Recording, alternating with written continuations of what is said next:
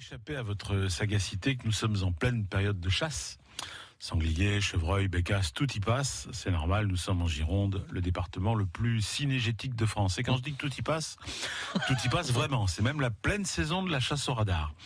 Il y a deux beaux, magnifiques, qui se sont fait descendre du côté de Virlade et de Séronce, sur l'ancienne nationale 113, vous savez, celle qui file vers Agen et Toulouse, juste avant le week-end du 11 novembre. Deux beaux parce que c'était les nouveaux radars, vous savez, les radars tourelles de 4 mètres de haut qui vous repèrent à 200 mètres et qui sont capables de détecter non seulement vos excès de vitesse, ce qui est la moindre des choses pour un radar normalement constitué, mais aussi votre téléphone au volant, votre absence de ceinture de sécurité, si vous collez un peu trop le type qui vous précède parce qu'il va pas assez vite, si vous fourrez votre doigt dans le nez et que vous mangez le contenu.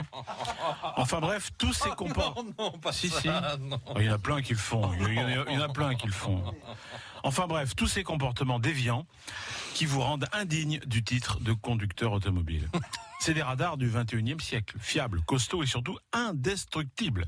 À ce qu'on nous promettait, des radars qui ont remplacé les bons vieux radars d'antan, lesquels se contentaient juste de vous flasher en excès de vitesse et qui avaient connu pas mal de malheurs de couleurs différentes à la bombe de peinture, notamment depuis le début de la révolution des Gilets jaunes. Oui, on s'était dit au moins à 4 mètres de hauteur, ils sont pas prêts de devenir les peinturlurés. Bon raisonnement. Sauf qu'un fusil de chasse, ça porte largement à 4 mètres, sans problème. En plus, il faut bien voir où ça s'est passé. Séronce, Virlade, là on commence à entrer dans les terres du Sud-Gironde. Et là-bas, on est en pleine période de la palombe. On en a déjà un peu parlé, cette année, les vols ont été un peu bizarres, moins réguliers que d'habitude, donc les chasseurs sont un peu perturbés, un peu nerveux.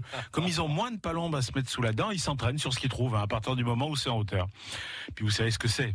La population des chasseurs en Gironde, comme ailleurs, elle a tendance à vieillir. Ils sont parfois un peu durs de la feuille. Oh GG, t'as vu le radar tourelle à Séronce? Quoi? Une tourterelle posée sur un radar dans les ronces? Attends, je prends le fusil, j'arrive. Poum poum, carton plein.